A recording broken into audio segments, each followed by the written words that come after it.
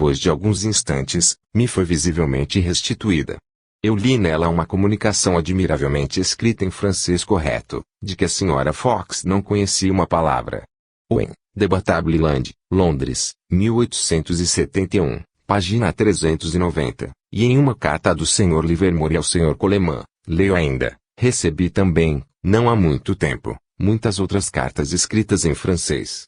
Minha mulher conhecia perfeitamente o francês, escrevia-o e falava-o corretamente, ao passo que a jovem Fox não tinha a menor noção da dita língua. O espiritualismo na América, pag. 34. Encontramos aqui uma dupla prova de identidade. Ela é verificada não só pela escrita em todos os pontos semelhante à da pessoa morta, mas ainda pelo fato de ser feita em língua desconhecida da médium. O caso é extremamente importante e apresenta aos nossos olhos uma prova de identidade absoluta. Os facsímile desse gênero que foram publicados são pouco numerosos. Entretanto, existe um livro intitulado 12 Mensagens do Espírito de John que inicia dadas a seu amigo Josiah Brigham, por Giuseppe Destilles, médium, impresso em 1859. Ao prefácio são anexos facsímile dos escritos de Adams e de sua mãe, antes e depois de sua morte, que apresentam notável semelhança. O facsímile da escrita normal do médium encontra-se do mesmo modo na dita obra.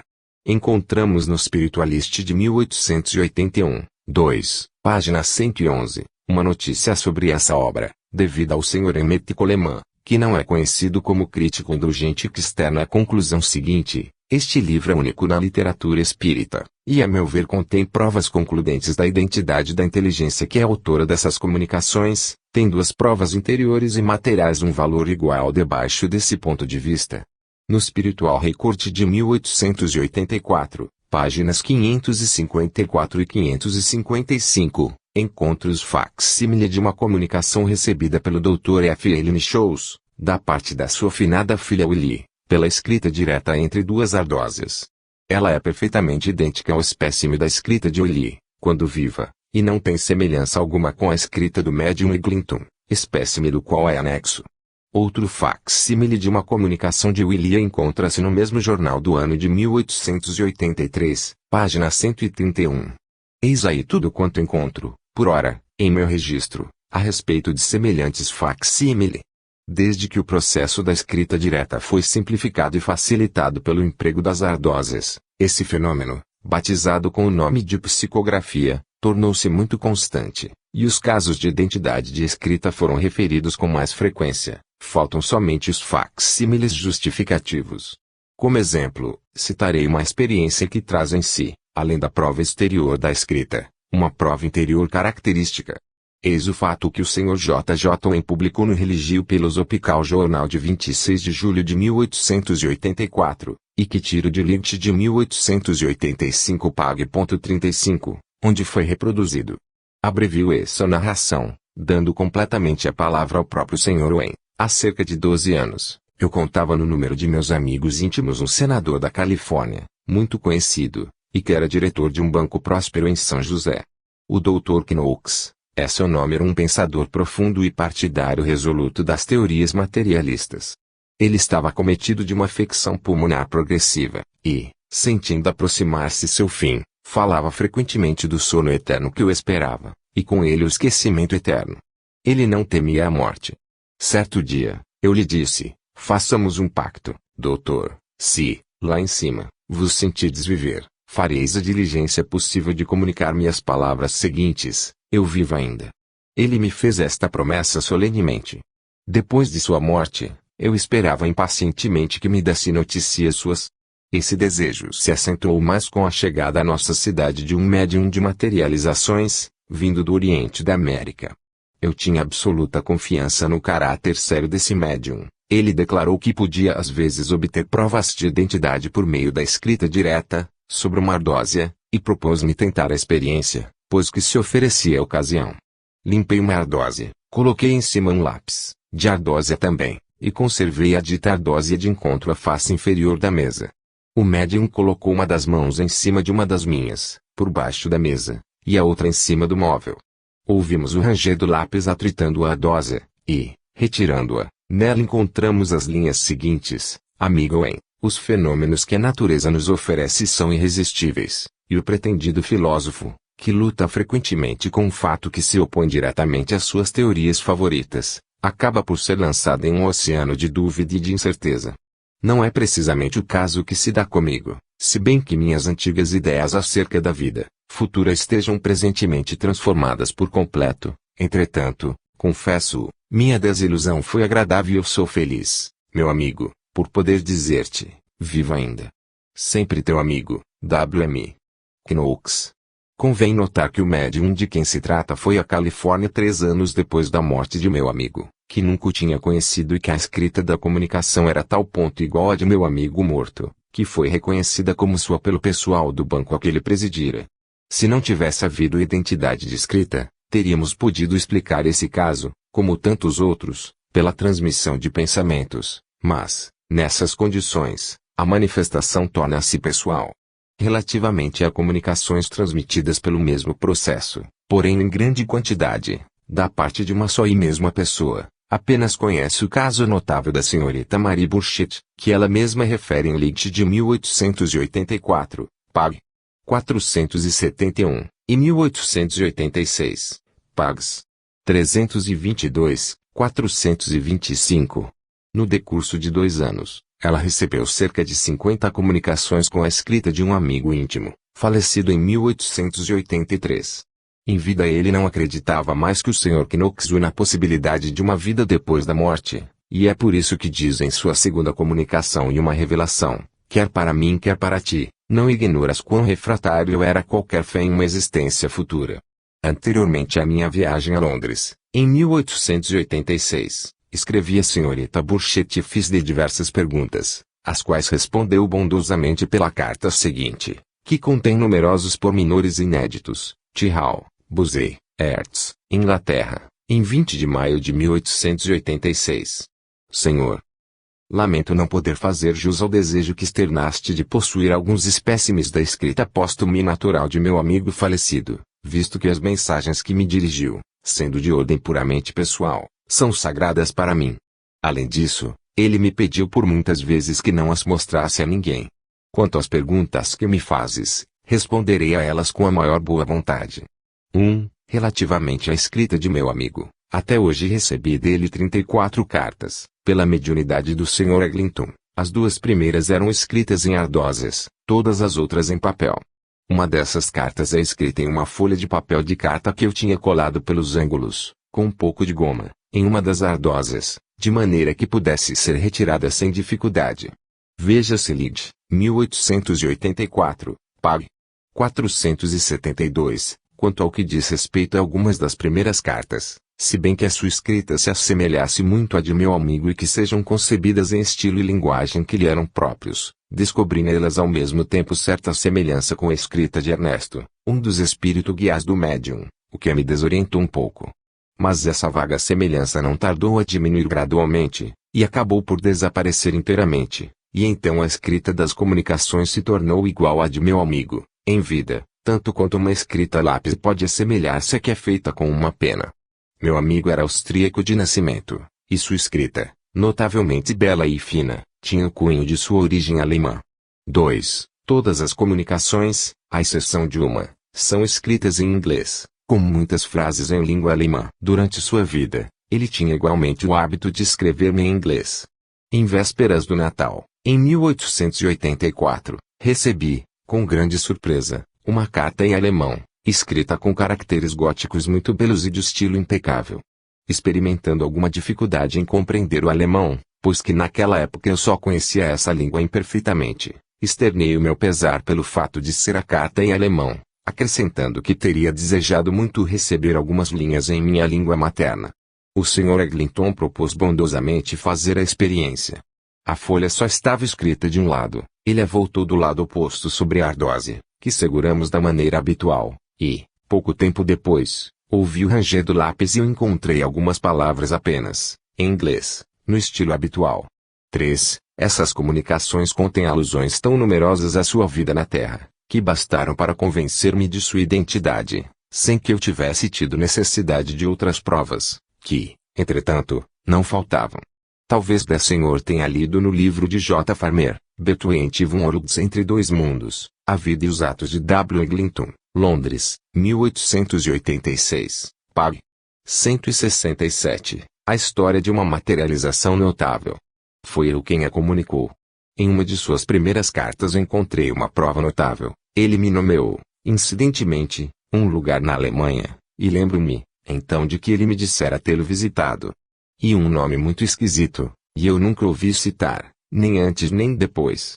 Certo dia em que eu estava sentada, só, em uma sessão de escrita automática, desde o último outono, desenvolvi em mim essa faculdade. Em grau ainda fraco fiz alusão a esse fato e perguntei a meu amigo se queria escrever, por minha mão, o nome do país em que se achava esse lugar. Esforcei-me por tornar minha mão tão passiva quanto possível, a fim de não exercer influência alguma sobre a resposta. Contudo, eu esperava ler Áustria ou Hungria. Com grande surpresa, minha mão escreveu, lentamente, o nome de uma cidade, e então me lembrei que no decurso da conversação mantida com ele, quando lhe fiz observar a consonância extravagante dessa palavra, ele me dissera que esse lugar se achava perto da cidade de Deus. Sempre considerei este incidente como muito curioso, se bem que na espécie não apresentasse muita importância. Aceite, etc., Marie Burchett. Falta-me acrescentar que, depois de minha estada em Londres, em 1886, aproveitei-me da ocasião que se me apresentava de fazer conhecimento com a senhorita Burchett.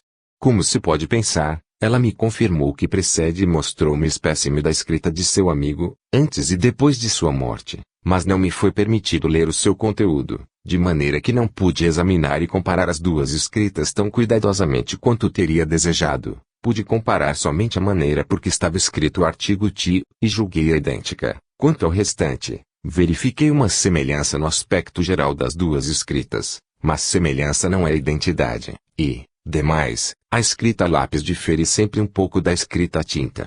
Eis outro exemplo, em que a falta de facsímile é compensada até certo ponto por alguns pormenores precisos que nos são fornecidos acerca da forma de algumas letras, circunstância que nos prova que a comparação das escritas foi feita com cuidado.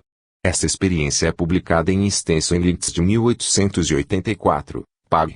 397. Só darei aqui o resumo. O Sr. A. J. Smart, autor do artigo, morava, desde sua estada em Melbourne, Austrália, em casa do Sr. Spriggs, médium bastante conhecido. Eles ocupavam o mesmo quarto. A 27 de março daquele ano, 1884, acabando ambos de deitar-se, o Sr. Smart notou que seu amigo tinha caído em transe subitamente. Depois de ter trocado algumas frases com os invisíveis, por meio de pancadas, aqueles anunciaram que se estava em condições de escrever e que era preciso verificar dentro de 10 minutos. Pouco depois o médium voltou a seu estado normal, e acendeu-se a vela. Em cima de uma mesa, colocada a alguma distância do leito, o Sr. Smart encontrou na comunicação, em nome de sua mãe, falecida no mês de fevereiro passado, escrita a tinta, em uma folha de papel, e concebida nos seguintes termos: Caro Alfredo, Harriet acaba de escrever-te para te anunciar que eu deixei a terra. Eu estava satisfeita por partir. Sou feliz. Falar-te-ei em breve. Diz a Harriet que eu vim. Deus te abençoe. Tua mãe sempre afeiçoada. Eis as observações que o Sr. Smart fez em relação à escrita. Comparei minuciosamente a escrita dessas comunicações com as cartas escritas por minha mãe, enquanto viva, letra por letra, palavra por palavra. Efetivamente, verifiquei que além da semelhança perfeita do aspecto geral da escrita, que salta aos olhos de qualquer pessoa, à primeira vista, havia identidade completa no talho das letras e das palavras, assim como na composição das frases. Ali, como aqui, se encontra a maneira antiga de escrever a letra R, o hábito, pouco comum, de começar a palavra afeiçoado por uma maiúscula, de voltar à esquerda e não à direita a perna do primeiro F dessa palavra, e, coisa particularmente notável, as duas escritas denotam o hábito de escrever todas as letras separadas, em vez de ligá-las, e hábito que minha mãe tinha contraído em consequência de uma fraqueza no braço direito, ocasionada por uma entorse. E omito muitos outros pontos de semelhança, evidentes para a vista, mas difíceis de definir. Quanto ao estilo, no qual a comunicação é redigida, é caracterizado pela mesma concisão que lhe era própria durante a vida. O diretor do Harbinger ou Fleet Mensageiro da Luz, jornal de Melbourne onde apareceu o artigo do Sr. Smart, acrescenta por sua vez, Vimos a comunicação em questão e comparamos-la com muitas outras cartas autênticas da Sra. Smart. Achamos-las idênticas e todas as particularidades da composição ali se reproduzem.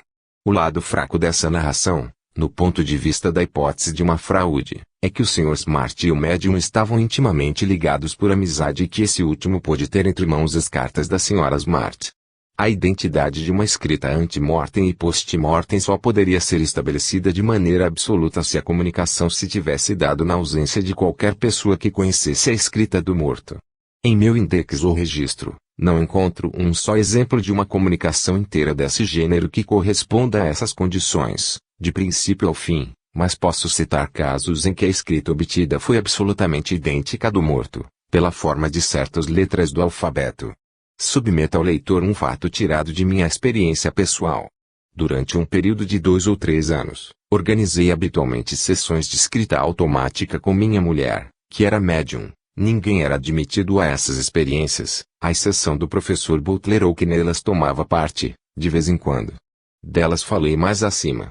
No começo, empregávamos a prancheta, porém, deixamo-la em pouco tempo, notando que me bastava colocar a mão em cima da mão direita de minha mulher, que segurava no lápis, para que ela adormecesse, no fim de 10 a 15 minutos, e, pouco tempo depois, sua mão começava a escrever.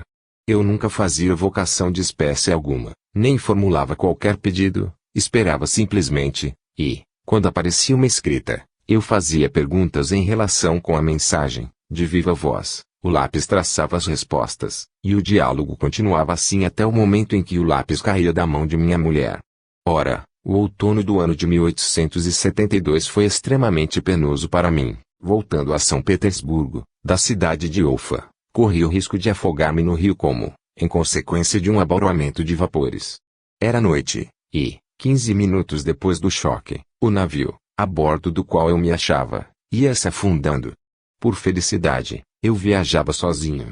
Chegando em São Petersburgo, soube que a casa em que vivia meu velho pai, em sua propriedade, governo de Penza, tinha sido presa das chamas, e que a mobília fora destruída pelo incêndio, inclusive os arquivos da família e uma bela coleção de livros que meu pai e eu tínhamos levado 50 anos a organizar. Diante de tal notícia, resolvi partir de novo dentro de poucos dias, para ir ter com meu pai e auxiliá-lo a sair-se de embaraços. Na véspera de minha saída de São Petersburgo, tive a lembrança de fazer uma sessão de escrita mediúnica, curioso de saber se haveria uma comunicação que se referisse à minha viagem projetada. Assim não sucedeu. Logo que minha mulher adormeceu, obtive a comunicação seguinte, de mão firme e desembaraçada, que não era a escrita habitual de minha mulher: estou aflito por causa de meu rebanho, sofro por ele, com meu filho de Eudomine, que procurava os caminhos do Senhor. Nicolau, sacerdote. Eu não pude penetrar no sentido de tais palavras e pedi esclarecimento. Em resposta obtive as linhas seguintes. Em vão, Senhor, que pensas em uma advertência, a coisa era impossível, porque ela teria podido fazer evitar o que aconteceu. Ora, isso era inevitável, estava predeterminado pela providência misericordiosa para o bem da alma, que tem necessidade de preces a todo custo. A pergunta que fiz em relação à minha viagem, recebi a resposta seguinte: teu sacrifício é grande, mas indispensável. Quando minha mulher voltou a si, pusemo-nos a decifrar a mensagem, fazendo conjecturas quanto à sua proveniência. Concluímos, finalmente, que o sacerdote Nicolau não poderia ser outro senão o finado sogro do cura da paróquia de Repiova, na propriedade de meu pai, e onde este morava permanentemente. E eis porque a mulher do sacerdote atual da nossa paróquia rural tem o nome de Olga Nikolaevna, filha de Nicolau. Sabíamos, além disso, que seu pai tinha sido sacerdote da mesma paróquia, que ele a tinha cedido a seu genro, segundo o uso adotado na Rússia. Além disso, o sacerdote Nicolau tinha sido confessor de meu pai. Havia pois todo o fundamento para acreditar-se que era ele o autor da comunicação que nos tinha sido transmitida. Desde então tivemos explicação de ter ele designado seu sucessor como filho de Eudominé. Quanto às palavras, estou aflito, etc. e restante da comunicação, tem significação inteiramente íntima, que não posso divulgar, mas que nulas tornava perfeitamente compreensíveis. As palavras, e em vão que pensas em uma advertência, referiam-se provavelmente a um pensamento que eu tinha externado certo dia, noutra ocasião, dizendo que no caso de não ser o fogo proveniente de um acidente, mas obra de um incendiário, os agentes invisíveis bem teriam podido prevenir os interessados.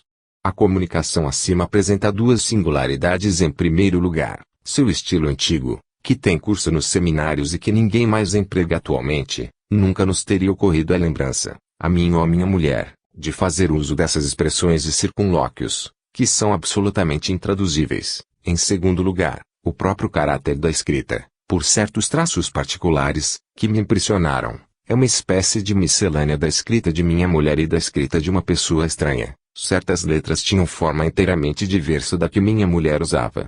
Desejei ardentemente comparar essa escrita com a do sacerdote Nicolau, a quem eu conhecera ainda muito moço, quando eu ia passar as férias em nossa propriedade.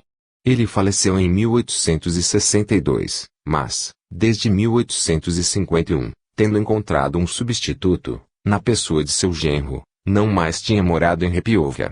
Eu nunca vira escrito algum de sua mão, quanto a minha mulher, nunca o conhecera. Pedi pois a seu filho Eudolmine que me mostrasse algumas de suas cartas ou outros papéis autógrafos. Ele, porém, não conseguiu encontrar outra coisa além de uma página de antigo almanaque na qual seu sogro tinha feito alguns apontamentos. Ele arrancou a folha e enviou-me. Essa simples folha me fornecia elementos preciosos para a comparação das duas escritas. Muitos anos depois, em 1881, eu mesmo fiz pesquisas nos arquivos da igreja, e consegui encontrar páginas inteiramente escritas pela mão do reverendo padre Nicolau. Comparei esses manuscritos com a comunicação que tínhamos recebido e verifiquei os pormenores seguintes. Na comunicação, a letra russa, correspondente a um latino, é sempre escrita com a letra grega lambda. No manuscrito do padre Nicolau, essa letra tem, ora a forma adotada pelo alfabeto russo, ora a forma grega. Em uma folha do registro dos óbitos, a assinatura do padre Nicolau é repetida 35 vezes. Em 8 casos a letra 1 é feita à maneira russa, e 27 vezes como um lambda. Minha mulher nunca escreveu com essa última forma. A letra D correspondente à mesma letra do alfabeto latino, é escrita na mensagem, invariavelmente, como um G latino, como faziam outrora. Nos manuscritos, encontrei essa letra também escrita de duas maneiras, mas a forma G predomina, só raramente se encontrando a outra. Tenho sob os olhos uma página de manuscrito em fólio, onde a letra D é repetida 44 vezes, 3 vezes das quais sob a forma de um G. Minha mulher nunca escreveu D como um G latino. Deixo de lado outras particularidades, menos acentuadas, por exemplo, a maneira de escrever a letra russa correspondente ao B latino. Minha mulher traçava a curva superior sempre para cima, ao passo que na comunicação, bem como nos autógrafos do padre Nicolau, ela é sempre dirigida para baixo, como na letra grega delta. Há que atribuir essa concordância singular na maneira de escrever essas letras. Importa encontrar-lhe uma explicação plausível. Seria muito fácil pretender que a consciência sonambúlica da médium, penetrando na vida íntima de um velho sacerdote, tenha empregado uma caligrafia antiquada. O emprego do gama não caiu completamente em desuso, e o D antigo escrevia-se quase sempre como um 2 com a curva inferior por baixo da linha, e só raramente o encontramos sob a forma G. Não se trata por conseguinte da ponto-imitação de um gênero de escrita. A questão que se apresenta é saber por que razão a forma dessas letras concorda com a que o padre Nicolau tinha adotado. Em Licht 1887, há um artigo intitulado Self-Proving Mensagens que contém sua prova em si mesmas, no qual encontramos, a página 107, um exemplo análogo ao que precede, isto é, em que a escrita da mensagem se assemelha à escrita ante-mortem da personalidade em nome da qual a mensagem é transmitida, pela forma de algumas letras apenas. O autor dá a descrição das ditas letras. O médium nunca tinha visto essa escrita. O artigo não menciona se a experiência foi feita na ausência da pessoa que conhecia o morto. 4. Identidade da personalidade de um morto verificada por uma comunicação proveniente dele, com um conjunto de pormenores relativos à sua vida, e recebida na ausência de qualquer pessoa que conhecera o morto. No capítulo 3, parágrafo 9, apresentei muitos casos que correspondem com esta condição de maneira inteiramente satisfatória. Assim, por exemplo, o caso do velho Chamberlain que transmite uma comunicação, pelo órgão do médium, a um grupo de 12 pessoas, que não conheciam. Essa personalidade se manifesta imediatamente uma segunda vez, para acrescentar certos pormenores que lhe diziam respeito, Depois que os membros do grupo externaram seu pesar, por não os ter pedido por ocasião de sua primeira manifestação, a fim de obter uma prova completa de sua identidade. Sabe-se que, feita a verificação, reconheceu-se ser exato tudo quanto ele tinha dito. Conhecemos outro caso análogo, o de Abrão Florentino que, falecido na América, manifestou-se na Inglaterra, por pancadas, em um círculo espírita, onde nem sequer se suspeitava de sua existência, e que dava a seu próprio respeito indicações que foram reconhecidas exatas após informações tomadas na América. No capítulo em questão, eu indicava a fonte em que se encontram milhares de exemplos semelhantes que poderiam fornecer matéria para um estudo especial feito no lugar, em condições de fiscalização das mais rigorosas. Quero falar do Message Department do Banner of Lead. Os documentos que devem servir, quer para desvendar as imposturas, quer para estabelecer a verdade, estão ao alcance de quem quer que deseje dar-se ao trabalho de analisá-los. Seria muito interessante tomar umas 100 mensagens na ordem em que estão impressas e estabelecer a proporção do falso, do exato e do duvidoso. Entre essas comunicações, encontram-se algumas que contêm alusões a questões de família, inteiramente íntimas. Em um número de 15 de março de 1884, há, por exemplo, uma comunicação dada em nome de Monroe Moriel, que narra o que lhe tinha sucedido no extremo oeste americano. O número de 5 de abril publica uma carta de Herman Moriel, irmão do morto, que confirma a exatidão da mensagem e diz entre outras coisas: compreendo muito bem a alusão que ele faz ao faroeste. Trata-se de um incidente que ele, nosso irmão o Dr. Moriel, em Sandusky, Ohio, onde Monroe morreu, e eu éramos os únicos a conhecer. Outro exemplo, em um número de 9 de fevereiro de 1889, encontra-se uma mensagem de Emma Romage, de Sacramento, Califórnia, que refere a visão que teve de seu amigo Genie em seu leito de morte. Em um número de 30 de março do mesmo ano, o Sr. Ebenwen, de Sacramento, publica uma carta na qual diz que ele mostrou essa mensagem à irmã de Emma Romage e que esta confirmou o fato da visão da qual Emma lhe havia falado em seu leito de morte. Independentemente dos elementos que nos fornece o Banner of Lead, eu poderia indicar numerosos casos desse gênero, mas avalio que os que citei bastam de sobra. Para fechar esta rubrica, citarei ainda este exemplo que merece toda a minha confiança, porque é tirado da experiência pessoal de Roberto Dalhoen, e que é exposto de maneira circunstanciada em sua obra The Batabland, sob o título Provas de Identidade fornecidas por uma pessoa estranha que se achava a 500 milhas de distância. Não podendo essa narração ser exposta em resumo, reproduzo o seu texto na íntegra, com as poucas páginas que lhe servem de introdução. Mais de 40 anos decorreram desde a morte de uma jovem senhora inglesa a quem eu conhecia muito bem. Ela gozava de todas as vantagens que uma instrução perfeita pode dar, falava corretamente o francês e o italiano, tinha viajado muito pela Europa e conhecera numerosas personagens de sua época, que estavam em evidência. A natureza favorecera tão generosamente quanto a sorte, era tão formosa quanto instruída, acessível aos sentimentos generosos, de grande simplicidade, inteligência refinada, com tendências espiritualistas. Chama-la em Violeta. 25 anos depois de sua morte, tendo recomeçado minhas pesquisas espíritas, ocorreu-me esta lembrança: se é possível as pessoas que se interessaram por nós, durante a vida, continuarem a comunicar-se conosco, após sua passagem a uma outra vida, o espírito de Violeta poderia mais facilmente que qualquer outro manifestar-se a mim. Entretanto, eu nunca tinha acedido em evocar tal ou qual espírito, julgando mais razoável esperar sua manifestação espontânea. E, entretanto, passavam-se os meses, e eu não obtinha o menor sinal de reconhecimento por parte de Violeta. Acabei por não contar mais com isso e duvidei que semelhante coisa pudesse acontecer. O leitor compreenderá minha surpresa, quando em uma sessão, a 13 de outubro de 1856, em Nápoles, em presença da senhora Owen e de outra senhora, médium profissional, fui testemunha das coisas seguintes: o nome de Violeta foi soletrado inesperadamente. Dissipada em parte a minha surpresa, perguntei mentalmente com que fim tinha sido ditado esse nome que me era tão familiar. Resposta: fiz pro. Gave pro. Nesse ponto terminaram as letras. As súplicas reiteradas, de continuar-se a comunicação, não foram atendidas, não pudemos obter uma só letra sequer. Finalmente, lembrei-me de perguntar: as letras P, R, o são exatas? Resposta: não. Fiz, Gave, está certo. Resposta: sim. Pedi então, soletra ainda uma vez a palavra que se segue a Gave. Obtivemos a frase seguinte, na qual foi preciso aqui e ali corrigir uma letra. Fiz por escrito a promessa, em inglês, Gave auritem promise, de lembrar-me de ti, mesmo depois da morte. O sentimento que se apoderou de mim, ao ver esta frase compor-se, letra por letra, só poderá ser compreendido por uma pessoa que já se encontrou em uma situação igual à minha. Se uma recordação de infância, qualquer, conservou-se viva para mim, mais nitidamente que tudo mais, foi sem dúvida a carta que Violeta me escrevera, prevendo a sua morte, carta que continha palavra por palavra a promessa que acabava de trazer-me à memória no mesmo instante um ser de além-túmulo, e isso, quando a metade de minha vida tinha decorrido. Essa circunstância nunca terá, para outra pessoa, a mesma significação que tem para mim. A carta está sempre em meu poder, só eu conheço sua existência, porque ninguém a vira.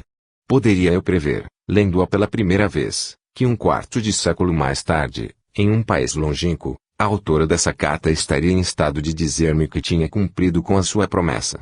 Alguns dias depois, a 18 de outubro, em uma sessão espírita, o mesmo espírito se anunciou, e eu obtive, às diversas perguntas mentais que fiz, respostas igualmente precisas e exatas, se bem que essas perguntas se referissem a coisas de ordem íntima, que eu era a única pessoa que conhecia. Não havia ali a menor inexatidão, e, além disso, as respostas continham alusões a circunstâncias que ninguém neste mundo, estou absolutamente convicto disso, podia conhecer, à exceção de mim. Os resultados que obtive não podem, de maneira alguma, ser atribuídos ao que se designa algumas vezes sob o termo de atenção expectante, causa presumida de fenômenos análogos. Naquela época procurávamos provocar diversas manifestações físicas que outras pessoas afirmavam ter obtido, tais como deslocamentos de objetos sem contacto, escrita direta, aparição de mãos, etc. Mas ninguém podia esperar o que sucedeu, nem eu, nem, com mais razão, os outros assistentes. Se associações de ideias, desde há muito adormecidas, foram subitamente evocadas pela composição inopinada de um nome, é certo que esse resultado não era devido nem ao meu pensamento, nem a um desejo ou esperança que me fosse pessoal, se é certo que a nossa consciência é uma garantia suficiente da presença de um pensamento ou de um sentimento. Se a origem dessas ideias não residia em mim mesma, muito menos podia ser atribuída a qualquer outra pessoa entre os assistentes. Esses ignoravam até a existência da carta em questão, e não conheciam a pergunta que eu fizera mentalmente. A hipótese de uma influência terrestre deve, pois, ficar limitada à minha pessoa. Outra circunstância ainda vem provar que uma expectativa acentuada da minha parte não representou papel algum no que se passou. Desde o primeiro esforço que foi feito para responder à minha pergunta, ao ler as poucas letras que começavam a frase, Gave Pro, eu tive realmente a lembrança de que a palavra não acabada devia ser promessa e que se referia ao juramento solene que Violeta tinha formulado tantos anos antes. Mas, que sucedeu? Nosso interlocutor declarou que essas letras não estavam certas. Recordou-me ainda perfeitamente com que surpresa, com que desapontamento restaurei essas letras. E foi com o sentimento de uma surpresa ainda maior que percebi que a correção tinha sido empreendida com o intuito único de tornar a frase mais completa e mais precisa, tão precisa, que o documento em questão não teria podido ser designado mais claramente, ainda que fosse reproduzido na íntegra. Em tais condições seria impossível admitir que meu pensamento, que uma impulsão vinda de mim tivessem podido exercer uma influência, qualquer que fosse, sobre os efeitos de que fomos testemunhas.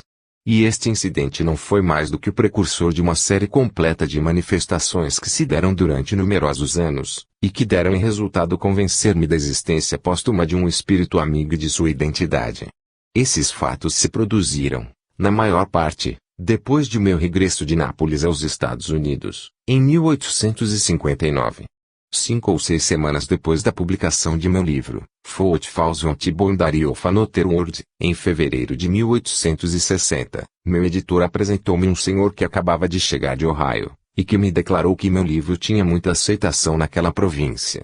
Acrescentou que eu poderia fomentar ainda sua procura se enviasse um exemplar à senhora B., que morava em Cleveland naquela época, senhora que possuía uma livraria e era incumbida da publicação de um dos jornais da localidade. Ela se interessa muito por essas coisas, disse-me ele, e creio que ela própria é médium.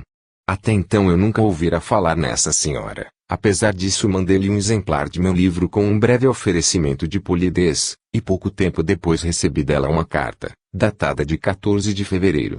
Nessa carta a senhora B, depois de me ter falado de algumas particularidades de negócios, manifestava-me toda a satisfação que tinha experimentado por ocasião da leitura do capítulo intitulado Mudança depois da Morte. Eu sou médium vidente, me escrevia ela entre outras coisas, e, enquanto lia o capítulo em questão, o espírito de uma mulher, a quem eu nunca tinha visto, conservava-se perto de mim, como para escutar, e dizia-me, eu inspirava quando ele escrevia isto, ajudei-o a acreditar em uma vida eterna. A senhora B fazia em seguida a descrição da pessoa que lhe tinha aparecido, especificando a cor dos cabelos e dos olhos, a tez, etc., e esse retrato correspondia exatamente ao de Violeta. Ela acrescentava que um comerciante de Cleveland, que é médium, impressionável ele deseja ficar incógnito, tinha entrado naquele momento em sua casa e lhe dissera, terás a visita de um novo espírito hoje, o de uma mulher. Ela disse que tinha conhecido uma senhora D. E nomeou uma senhora inglesa, falecida, a quem a senhora B conhecia de nome, como escritora, mas de quem o comerciante em questão nunca ouvira falar. Essa senhora D não era outra mais do que a irmã de Violeta, mas em minha resposta à senhora B, resposta que mais era uma carta de negócios, não lhe falei nem da pessoa cuja aparência ela me pintara nem da senhora D com o objetivo de submeter a senhora B a uma prova tão completa quanto possível. Evitei até fazer qualquer alusão que pudesse levar a supor que eu tinha reconhecido a mulher que lhe aparecera. Além dos assuntos de negócios, só acrescentei algumas palavras, para lhe dizer que lhe ficaria muito agradecido se ela pudesse obter alguns pormenores a respeito do espírito, seu nome e outras indicações que pudessem servir para estabelecer-lhe a identidade. Recebi 2 cartas, datadas de 27 de fevereiro e de 5 de abril. Continham as informações seguintes: 1 graus e nome próprio, 2 graus o espírito declarara que a senhora D era sua irmã, 3 graus alguns pormenores a respeito de Violeta. Todas estas informações eram rigorosamente exatas. A senhora B escrevia em seguida que tinha sabido ainda de outros pormenores, mas eram de natureza absolutamente privada e confidenciais, a ponto tal, que ela julgava só nos poder confiar de viva voz, se eu passasse por Cleveland, em meu regresso ao oeste. Como eu tinha necessidade de partir para a Europa dentro de 15 dias, escrevi à senhora B, pedindo-lhe que me mandasse essas informações por escrito, o que ela fez em sua 4ª carta, com data de 20 de abril. As informações que me mandou eram obtidas em parte por si mesma, em parte pela mediunidade do comerciante de quem se tratou. Dizendo mais acima que as provas obtidas por mim nunca poderão ter para os outros a mesma significação que tem para mim, só dei uma fraca ideia da importância desse testemunho. Mas o leitor poderá sempre apreciar uma parte das maravilhas que a mim se revelaram. Por exemplo, eu tinha escrito uma simples e breve carta de negócios a uma pessoa totalmente estranha, que morava a 500 milhas, em uma cidade que Violeta nunca tinha visto e onde eu nunca estive, se tenho boa memória. Sendo dadas tais condições, é preciso excluir toda a ideia de uma sugestão qualquer, de uma leitura de pensamentos ou de uma relação magnética. Seria igualmente inadmissível supor que um editor ou um comerciante de Cleveland tivesse possuído informações acerca de uma pessoa cujo nome é obscuro e que morreu no outro hemisfério, a 1000 milhas daquele lugar.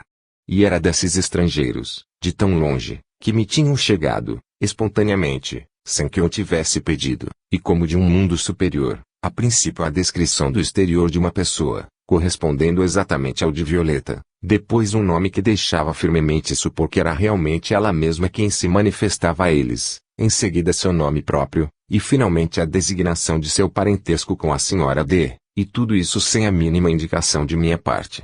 Os meus leitores estão no caso de apreciar o valor desses fatos, que constituem por si só as provas de identidade maravilhosas. Para mim, tem uma significação ainda mais elevada, porquanto se trata aí de pormenores íntimos referindo-se à minha juventude e a de Violeta, pormenores que nenhum ser, aquém da grande fronteira, podia conhecer, e que apenas foram tocados de leve nesta narração, de maneira que a pessoa que os recolhia apenas compreendia sua significação, pormenores, enfim, não só sepultados no passado, mas também ocultos nas profundezas dos corações para os quais eles eram recordações sagradas. Para mim, pois, o sobrevivente, quando me achei em presença dessas revelações, dentre outras das que eram contidas na última carta da senhora B, vi ali a prova íntima de que as recordações, pensamentos e afeições do homem continuam a existir além da morte. Prova de que se não pode impor a uma terceira pessoa que, por sua própria natureza, só pode produzir uma convicção pessoal.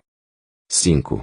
Identidade da personalidade de um morto verificada pela comunicação de fatos que só puderam ser conhecidos pelo próprio morto e que somente ele podia comunicar. Por certas particularidades, o caso de Violeta teria podido ser classificado sob esta rubrica, do mesmo modo que certos casos citados no parágrafo 8 do capítulo 3, como por exemplo o caso certificado pela Junta da Sociedade de Dialética, relativo ao irmão da dona da casa onde se davam as sessões, o qual, falecido 14 anos antes, se lhe manifestou para informá-la de que ela não tinha herdado absolutamente o bem que lhe tocava, e que seus executores testamentários tinham-na privado de uma parte dessa herança. Esse fato foi reconhecido como exato.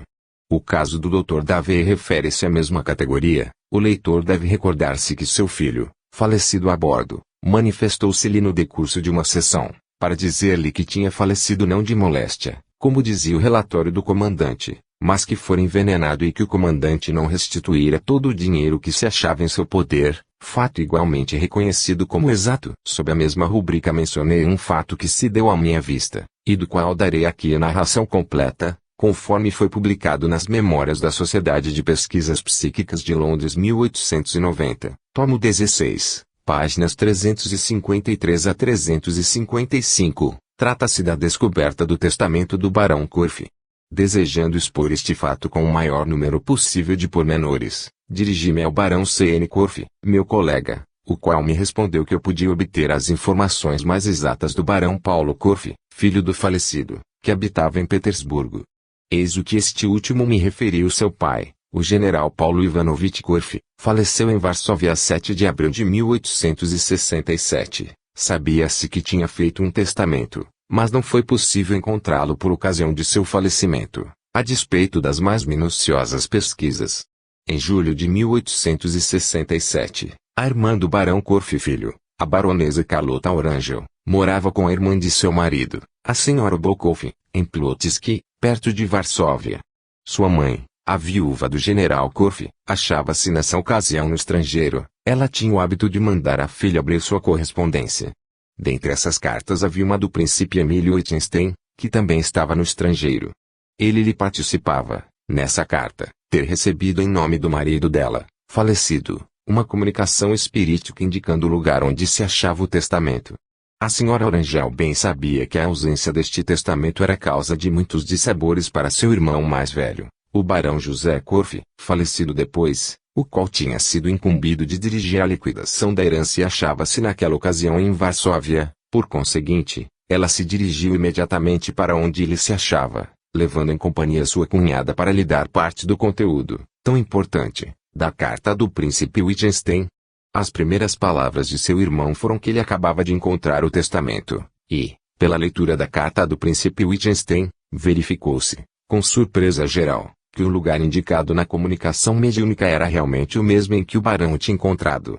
O barão P. Corfe Filho prometeu-me procurar essa carta do príncipe Wittgenstein que ele tinha tido entre mãos 2 anos antes, quando classificava papéis de família. Até hoje não tornou a encontrá-la, e receia tê-la destruído juntamente com papéis inúteis. Quanto à data da dita carta, obtive as informações seguintes. O casamento da baronesa Carlota Corfe com o barão Orangel foi celebrado em Varsóvia a 17 de junho de 1867. Uma semana depois, a baronesa Orangel dirigiu-se a Plotzk, acompanhada por seu marido e por sua cunhada, a senhora Bolkoff, e sua mãe partiu para o estrangeiro. Nessa ocasião o testamento ainda não tinha sido encontrado. Ora, desde que a carta, reproduzida abaixo, dirigida pelo príncipe Wittgenstein a seus parentes, e na qual ele lhes dá parte da descoberta do testamento por via espirítica, é datada de 5 de julho de 1867. Segue-se daí que a carta do príncipe W. à viúva senhora baronesa Corfe, fazendo menção da comunicação espirítica, e, por conseguinte, a própria comunicação, foram recebidas entre 5 de junho e 5 de julho de 1867. No que diz respeito ao lugar em que o testamento foi encontrado, interroguei o barão P. Corfe Filho para saber se era com efeito no armário, assim como a comunicação tinha anunciado. Ele respondeu: minha irmã e eu, ambos o entendemos assim. Documentos em apoio 1. Enquanto eu me ocupava com esse caso, as memórias e correspondência do príncipe de Saint-Liechtenstein-Berlesbourg, livro que acabava de ser editado em Paris, em 1889, me caíram sob os olhos, e eu encontrei na página 365, tomo 2, a carta seguinte: Varsóvia, em 5/17 de julho de 1867. Há séculos, meus caros pais, que não tenho notícias suas. A última carta de mamãe era datada de 5 de junho. Ocupei-me muito com o espiritismo nestes últimos tempos, e minhas faculdades mediúnicas desenvolveram-se de maneira admirável. Escrevi por muitas vezes com bastante facilidade em diferentes espécies de escrita. Tive diretamente comunicações do espírito que aparece em Berlesbourg, uma mulher de nossa casa que se suicidou há 102 anos. Obtive ainda um resultado muito curioso.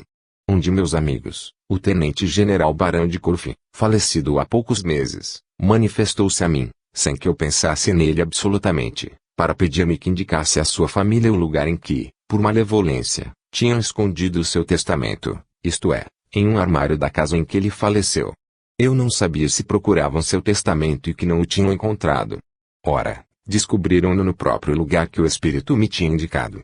E um documento extremamente importante para a gestão de suas terras e para as questões a resolver por ocasião da maioridade de seus filhos. Eis aí fatos que desafiam qualquer crítica. Até logo, meus caros pais, eu os abraço. Emílio Liechtenstein. 2. Carta do Barão Paulo Corfe Filho e de sua irmã a Baronesa Carlota Orangel, dirigida ao Sr. Alexandre Aksakoff, para confirmar a narração que precede, e cujos originais foram mandados ao Sr. Mieres, secretário da Sociedade de Pesquisas Psíquicas, em Londres, a 27 de fevereiro de 1890. Senhor, li com grande interesse sua comunicação publicada no Psychische Studien de 1889, na página 568, e relativo ao testamento do finado meu pai. Os fatos que o senhor cita são absolutamente exatos, mas receio ter queimado a carta do príncipe Liechtenstein quando há 2 anos classifiquei os papéis de meu pai. Aceite, etc. Barão Paulo Corfe. São Petersburgo, em 29 de janeiro de 1890. Junto minha assinatura de meu irmão, para confirmar o que ele disse. Baronesa K. Orangel, Corfe de nascimento. Os casos em que os mortos vêm auxiliar por suas indicações a regular seus negócios terrestres são muito frequentes. Eis outro desse gênero, tão simples quanto concludente, e que eu tiro do mesmo modo de Dalhoen, que o possui de primeira mão e cuja narração ele publicou em seu livro Debatable Land, sob o título, Um Morto que Vem Pôr em Ordem Seus Negócios Terrestres. Este artigo não pode ser abreviado, pois que seu valor principal está nos pormenores. Reproduzo-o por conseguinte na íntegra. A senhora G., mulher de um capitão das tropas regulares dos Estados Unidos, morava, em 1861, na cidade de Cincinnati, com seu marido. Naturalmente ela tinha ouvido falar por mais de uma vez de fenômenos espíritas, porém até então evitara sempre fazer experiências por si mesma, convicta como estava de que procurar comunicar-se com o outro mundo era um pecado. Ela nunca se tinha achado em presença de um médium profissional. Sucedeu que naquele ano uma de suas amigas, a senhora S., descobrira possuir a faculdade de provocar comunicações por meio de pancadas, e, de vez em quando, organizava sessões espiríticas com alguns amigos, nas quais a senhora G. também tomava parte. Essas sessões duraram até o fim do ano de 1862 e deram em resultado vencer, até certo ponto, a aversão que a senhora G. experimentava pelo espiritismo. Elas despertaram sua curiosidade, sem que, entretanto, a convencessem. Em dezembro de 1863, o irmão de seu marido, Jacques, como lhe chamavam em família, morreu subitamente. Em março de 1864, a senhora G., que vivia retirada em uma casa de campo, nos arredores de Cincinnati, recebeu a visita de uma amiga, a senhorita L.B. Esta moça era dotada de certo poder mediúnico, e a senhora G. organizou uma sessão com ela. No fim de certo tempo, a moça deixou a mesa, e a senhora G. ficou só, continuando na experiência. Então a mesa, tocada de leve por suas mãos, começou a mover-se e dirigiu-se, pela porta aberta, ao aposento vizinho. Mais tarde deslocou-se em presença da senhora G., mesmo sem o mínimo contacto. Foi assim que a senhora G. teve conhecimento de suas próprias faculdades mediúnicas. Quando de novo se colocou diante da mesa, com a senhorita B, com o fim de obter frases por meio do alfabeto, as pancadas solitraram, de maneira inteiramente inesperada, o nome de Jack. A pergunta da senhora G, desejas incumbir-me de alguma missão? Obteve a resposta seguinte, dá este anel a Ana. Ana M era o nome de uma jovem da qual o irmão da senhora G tinha sido noivo algum tempo antes de sua morte e a senhora G nada sabia a respeito daquele anel, mas recordou-se de que seu marido, depois da morte de seu irmão, tinha dado uma aliança, de ouro, a única que o falecido usou, ao senhor G, um amigo desse último. Ela perguntou se era realmente desse anel que se tratava, e a resposta foi afirmativa. Alguns dias depois, a mãe de Jack foi visitá-los. Não lhe falaram da comunicação recebida. No decurso da conversação, essa senhora lhes disse que a jovem Ana M tinha ido visitá-la e lhe referira que, depois de seus esponsais com Jack, ela lhe havia dado uma aliança de ouro, e que desejaria muito vê-la outra vez. Nem a senhora G nem seu marido sabiam que o anel em questão era um presente da senhorita M, pois que Jack nunca falara nisso. Combinaram-se de maneira a poderem restituir o anel. Depois da morte de Jack, 3 pessoas, G, C e S, apresentaram-se separadamente em casa do capitão G e lhe declararam que seu irmão falecido lhes tinha ficado a dever dinheiro. O capitão G pediu-lhes que lhe dessem provas por escrito. Entretanto, o capitão G, não sabendo que quantias podiam ser devidas por seu irmão, pediu à sua mulher que fizesse uma sessão, na esperança de obter algumas informações a esse respeito. Quando Jack se manifestou, seu irmão lhe perguntou, ficaste devendo alguma coisa ao senhor G? Sim, quanto? $35. Deves alguma coisa ao senhor C? Sim. Quanto? $50. E ao senhor S? Nada. Entretanto, S pretende que lhe deves dinheiro, não é exato. Eu lhe tomei emprestado $40 e pouco depois lhe dei 50. Ele me pagou $7 somente e me deve $3. Por conseguinte, o recibo apresentado pelo senhor G era do valor de $35 com efeito, o de C de 50. Quanto a S, ele mostrou uma cautela de $40. Observando-lhe o capitão que Jack já tinha pago $50, o senhor S manifestou um mal-estar evidente e respondeu que não tinha tomado em consideração aquela quantia, supondo que era um presente para sua irmã. Em outra ocasião, o capitão perguntou, por meio da mesa, Jack, tens ainda outras dívidas? Sim, devo ao Jorge R. $10 por um par de calçado. Nem o capitão, nem sua mulher tinham ouvido falar nesta dívida. E alguém te deve? Sim, CGM deve $50. O capitão indagou do senhor G se devia a seu irmão. Sim, foi a resposta, eu lhe devo $15. Porém meu irmão lhe emprestou 50, e verdade, mas eu lhe restituí o dinheiro por prestações e lhe sou devedor ainda de $15. O senhor não tem os recibos? O senhor CG prometeu procurá-los, mas finalmente se apresentou e pagou $50. Enfim, o capitão G dirigiu-se à casa de Jorge R., sapateiro, o qual ainda não tinha apresentado conta. Desejando tornar o mais completo possível a prova, fez a pergunta nos seguintes termos, ainda tem uma conta a saldar, senhor Gr. Não, o senhor me pagou tudo. O capitão fez gesto de partir, então o sapateiro replicou, mas há uma pequena dívida por conta de seu irmão, o senhor Jack. De quê? De um par de sapatos. Quanto é isso? $10. Eis aqui seu dinheiro, senhor Gr. Todos estes pormenores me foram fornecidos pelos próprios senhor e senhora G, durante uma visita que lhes fiz, em sua casa de campo, a 9 de abril de 1865.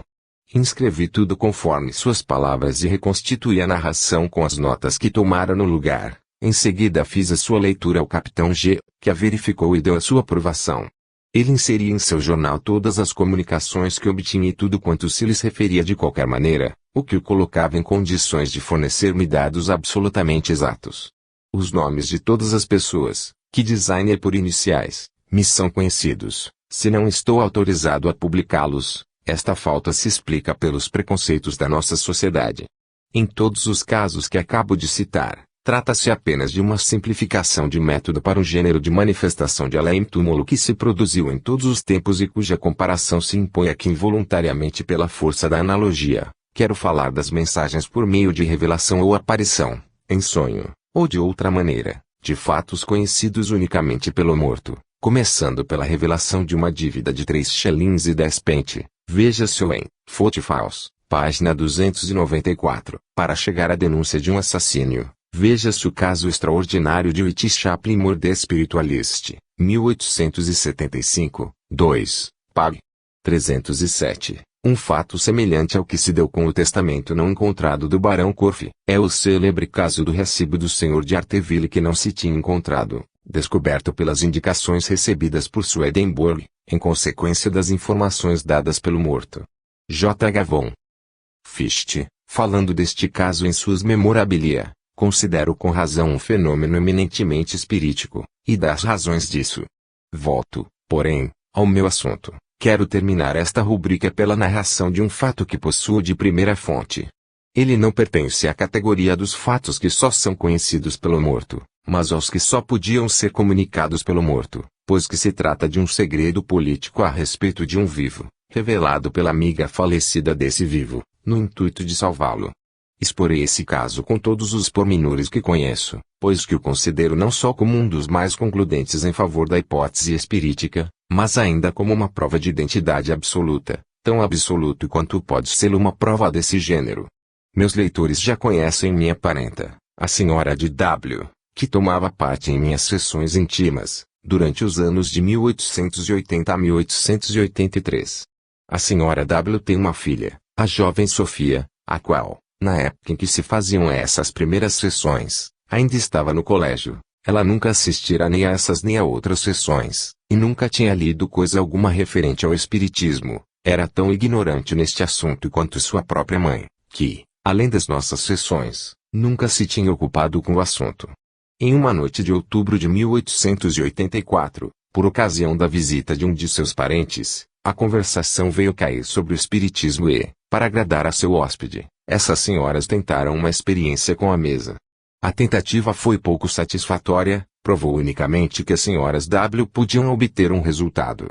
No graus de janeiro de 1885, uma terça-feira, à noite, a senhora W, achando-se só com sua filha, e desejando distrair das preocupações que a tornavam um pouco nervosa, propôs-lhe renovar a sua tentativa. Improvisou-se um alfabeto sobre uma folha de papel, um prato de pé com um risco preto como indicador serviu de prancheta e, logo após o começo da experiência, o nome André foi soletrado. Era muito natural, André era o nome próprio do marido falecido da senhora W, pai da jovem Sofia. A comunicação não foi além das banalidades, mas as senhores W decidiram, apesar disso, repetir as sessões uma vez por semana. Todas as terças-feiras. Durante 3 semanas, o caráter das comunicações não se modificou, era sempre em nome de André que elas eram recebidas. Na quarta terça-feira, a 22 de janeiro, em vez do nome, André foi o nome Choura que foi soletrado com grande surpresa da senhora W. Depois, por movimentos rápidos e precisos do indicador, a comunicação continuou assim: estás no caso de salvar Nicolau, que quer isso dizer? Perguntaram as 2 senhoras admiradas. Ele está comprometido com Miguel e morrerá como este. Um bando de vagabundos arrasta-o, e que é preciso fazer? Irás ao Instituto Tecnológico antes das 3 horas, mandarás chamar Nicolau e conferenciarás com ele no gabinete de sua casa. Como todas estas instruções parecia dirigirem-se diretamente à jovem Sofia, ela respondeu que lhe seria difícil proceder de acordo com essas indicações, em vista das relações de simples polidez que tinham sua mãe e ela com a família de Nicolau. Mas esta observação Choura respondeu desdenhosamente: absurdas ideias de conveniências, mas de que maneira poderia eu influir sobre ele? Perguntou a jovem Sofia. Pela força da palavra, tu lhe falarás em meu nome. Quais são esses que te merecem o epíteto de vagabundos? Perguntaram as senhoras W. O bando a que Nicolau está filiado. Não tens mais as mesmas convicções? Erro revoltante. Antes de continuar, devo explicar o sentido desta misteriosa comunicação. Choura é o diminutivo russo de Alexandrina, é o nome de uma jovem prima de Nicolau e Miguel. Este último, muito moço, teve a desgraça de se deixar arrastar por nossos anarquistas ou nihilistas na corrente revolucionária. Ele foi preso, julgado e condenado à prisão em uma cidade afastada, tendo tentado evadir. Foi morto. Choura, que o estimava muito, partilhava de suas convicções e tendências e proclamava-o francamente.